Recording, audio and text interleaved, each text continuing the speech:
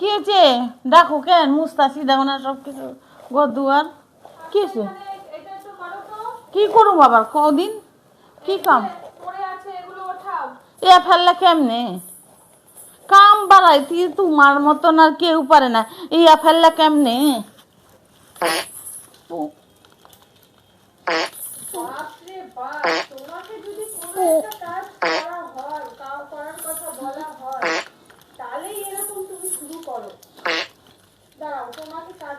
কি করুম কো? আমার পেটে চাপ লাগলে আমার কিছু করণের নাই। পেটটা মনে কামড়াইতেছে, ব্যথা করতেছে মনে হয়। পেটটা এই যে তুইলা দিছি তোমার পেটটা ব্যথা করতেছে, এই জন্য মুছি।